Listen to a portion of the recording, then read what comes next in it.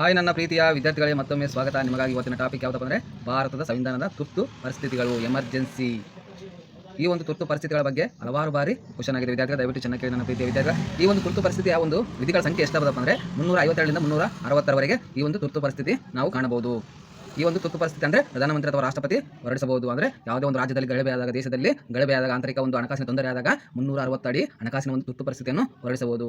ಸಾಕಷ್ಟು ಬಾರಿ ಎಕ್ಸಾಮಲ್ಲಿ ಕ್ವಶನ್ ಆಗಿದೆ ವಿದ್ಯಾರ್ಥಿಗಳು. PC, PSI, SDA, FD ಅಲ್ಲಿ ಕ್ವಶನ್ ಆಗಿದೆ. ದಯವಿಟ್ಟು ಚೆನ್ನಾಗಿ ಕೇಳಿ ನನ್ನ ಪ್ರೀತಿಯ ವಿದ್ಯಾರ್ಥಿಗಳೇ. ಅದೇ ರೀತಿ ವಿದ್ಯಾರ್ಥಿ 352ನೇ ವಿಧಿ ಯಾವ ತುರ್ತು ಪರಿಸ್ಥಿತಿಯನ್ನು ಹೊರಡಿಸುತ್ತದೆ ಅಂದರೆ ರಾಷ್ಟ್ರೀಯ ತುರ್ತು ಪರಿಸ್ಥಿತಿಯನ್ನು 352 ಹೊರಡಿಸುತ್ತದೆ. 352ನೇ ವಿಧಿ ಪ್ರಕಾರ ರಾಷ್ಟ್ರಪತಿ ತುರ್ತು ಪರಿಸ್ಥಿತಿಯನ್ನು ಹೊರಡಿಸುತ್ತಾರೆ. 352ರ ಪ್ರಕಾರ ರಾಷ್ಟ್ರೀಯ ತುರ್ತು ಪರಿಸ್ಥಿತಿ.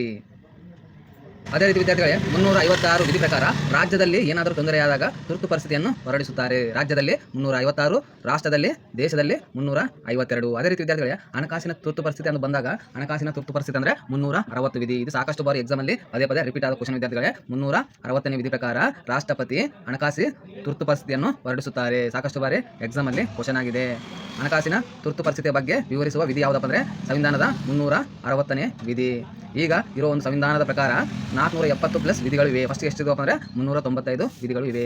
ಈಗ 2025ರ ಪ್ರಕಾರ 470+ ಅಂದರೆ ಹೆಚ್ಚಿಗೆ ಇದೆ ವಿದ್ಯಾರ್ಥಿಗಳೇ. ಇನ್ನೊಂದು ವಿದ್ಯಾರ್ಥಿಗಳೇ, ಈ 3 ತುರ್ತು ಪರಿಸ್ಥಿತಿಯನ್ನು ಹೊರಡಿಸುವ ಅಧಿಕಾರ ಯಾರಿಗಿದೆ ಅಂದರೆ ರಾಷ್ಟ್ರಾಧ್ಯಕ್ಷರಿಗೆ, ಅಂದರೆ ರಾಷ್ಟ್ರಪತಿಗೆ ಮಾತ್ರ ಈ 3 ತುರ್ತು ಪರಿಸ್ಥಿತಿಗಳನ್ನು ಹೊರಡಿಸುವ ಅಧಿಕಾರ ಇದೆ. ಇನ್ನು ಯಾರಿಗೂ ಇಲ್ಲ. ಇದು ಗೊತ್ತಿರಬೇಕು ವಿದ್ಯಾರ್ಥಿಗಳೇ. ರಾಷ್ಟ್ರಪತಿ ದೇಶದ ಮೊದಲ ಪ್ರಜೆ. ಅದೇ ರೀತಿ ವಿದ್ಯಾರ್ಥಿಗಳು ಈ ತುರ್ತು ಪರಿಸ್ಥಿತಿಯನ್ನು ನಾವು ಯಾವ ದೇಶದಿಂದ ಎರವಲು ಪಡೆಯಲಾಗಿದೆ ಅಂದರೆ ಜರ್ಮನಿ ಸಂವಿಧಾನ, ಅಂದರೆ ವೇಮರ್ ಸಂವಿಧಾನ ಎಂದು ಕೂಡ ಒಂದು ಎಕ್ಸಾಮಲ್ಲಿ ಕೊಟ್ಟಿದ್ದಾರೆ. ವೇಮರ್ ಸಂವಿಧಾನ ಅಥವಾ ಜರ್ಮನಿ ಸಂವಿಧಾನದಿಂದ ಈ ಒಂದು ತುರ್ತು ಪರಿಸ್ಥಿತಿಯನ್ನು ಎರವಲು ಪಡೆಯಲಾಗಿದೆ. ಇದು ಸಾಕಷ್ಟು ಸಲ ಎಕ್ಸಾಮಲ್ಲಿ ಕ್ವಶನ್ ಆಗಿದೆ ವಿದ್ಯಾರ್ಥಿಗಳೇ. ಯಾವ ದೇಶದಿಂದ ತುರ್ತು ಪರಿಸ್ಥಿತಿಯನ್ನು ನಾವು ಎರವಲು ಪಡೆಯಲಾಗಿದೆ ಅಂದರೆ ಜರ್ಮನಿ ಸಂವಿಧಾನ ಅಥವಾ ಬ್ರಾಕೆಟಲ್ಲಿ ವೇಮರ್ ಸಂವಿಧಾನ ಎಂದು ಕೂಡ ಬರೆದುಕೊಳ್ಳಿ. ಯಾಕಂದರೆ ಹಾಗಾದರೂ ಕೇಳಬಹುದು, ಹೀಗಾದರೂ ಕೇಳಬಹುದು ವಿದ್ಯಾರ್ಥಿ. ಕನ್ಫ್ಯೂಸ್ ಮಾಡೋದಕ್ಕೆ ಹೇಗಾದರೂ ಪ್ರಶ್ನೆ ರೇಸ್ ಆಗಬಹುದು. ದಯವಿಟ್ಟು ಚೆನ್ನಾಗಿ ನೋಟ್ ಮಾಡ್ಕೊಳ್ಳಿ. ಅದೇ ರೀತಿ ವಿದ್ಯಾರ್ಥಿಗಳೇ ರಾಷ್ಟ್ರೀಯ ತುರ್ತು ಪರಿಸ್ಥಿತಿ ಇದುವರೆಗೆ ಎಷ್ಟು ಬಾರಿ ಹೊರಡಿಸಲಾಗಿದೆ? ರಾಷ್ಟ್ರೀಯ ತುರ್ತು ಪರಿಸ್ಥಿತಿ ಇದುವರೆಗೆ ಎಷ್ಟು ಬಾರಿ ಹೊರಡಿಸಲಾಗಿದೆಪ್ಪ ಅಂದರೆ 3 ಬಾರಿ ಹೊರಡಿಸಲಾಗಿದೆ.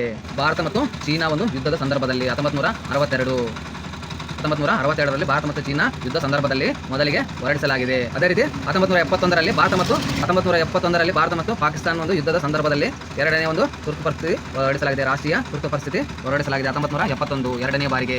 ಅದೇ ರೀತಿ 1975ರಲ್ಲಿ ಆಂತರಿಕ ಗಲಭೆಗಳಿಗೆ ಗೋಸ್ಕರ ಆ ಒಂದು ರಾಷ್ಟ್ರಪತಿ ಆಂತರಿಕ ಗಲಭೆಗಳಾದಾಗ 1975ರಲ್ಲಿ ರಾಷ್ಟ್ರಪತಿ ಯಾರಾಗಿದ್ದರು ಅಂದರೆ ಫಕ್ರುದ್ದೀನ್ ಅಲಿ.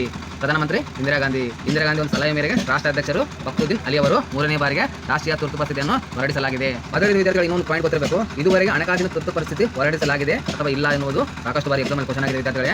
ಇದುವರೆಗೂ ಹಣಕಾಸಿನ ತುರ್ತು ಪರಿಸ್ಥಿತಿ ಅಂದರೆ 360ನೇ ವಿಧಿ ಅಡಿಯಲ್ಲಿ ಬರುವ ಹಣಕಾಸಿನ ಒಂದು ತುರ್ತು ಪರಿಸ್ಥಿತಿ ಹೊರಡಿಸಲಾಗಿಲ್ಲ. ಇದುವರೆಗೆ ಒಂದು ಬಾರಿ ಕೂಡ ಈ ಒಂದು ತುರ್ತು ಪರಿಸ್ಥಿತಿ ಜಾರಿಯಲ್ಲಿ ಬಂದಿಲ್ಲ. ಯಾಕಂದರೆ ತುಂಬ ಸಲ ಎಕ್ಸಾಮಲ್ಲಿ ಕ್ವಶನ್ ಆಗಿದೆ ವಿದ್ಯಾರ್ಥಿಗಳೇ. ಅದೇ ರೀತಿ ವಿದ್ಯಾರ್ಥಿಗಳೇ 360ನೇ ವಿಧಿ ಅಡಿಯಲ್ಲಿ ಹಣಕಾಸಿನ ತುರ್ತು ಪರಿಸ್ಥಿತಿ ಇದುವರೆಗೂ ಇಲ್ಲಿಯವರೆಗೂ ಹೊರಡಿಸಿಲ್ಲ. ಅದನ್ನು ಹೊರಡಿಸಿದರೆ 6 ತಿಂಗಳವರೆಗೆ ಈ ತುರ್ತು ಪರಿಸ್ಥಿತಿ ಜಾರಿಯಲ್ಲಿರುತ್ತದೆ. ಈ ಒಂದು ತುರ್ತು ಪರಿಸ್ಥಿತಿಗಳು ತುಂಬ ಅನುಕೂಲವಾಗಿ ಎಕ್ಸಾಮಲ್ಲಿ ಕೇಳಿದ್ದಾರೆ ವಿದ್ಯಾರ್ಥಿಗಳು. ಮುಂದೆ ಬರುವ ಎಕ್ಸಾಮಲ್ಲಿ ಕೂಡ ಕೇಳುತ್ತಾರೆ. ದಯವಿಟ್ಟು ಇವೆಲ್ಲ ಒಂದು ವಿಡಿಯೋ ತುಂಬ ಎಕ್ಸಾಮ್ಗೆ ಅನುಕೂಲವಾಗುತ್ತೆ. ಈ ಒಂದು ವಿಡಿಯೋ ಇಲ್ಲಿಗೆ ಮುಕ್ತಾಯವಾಗುತ್ತೆ.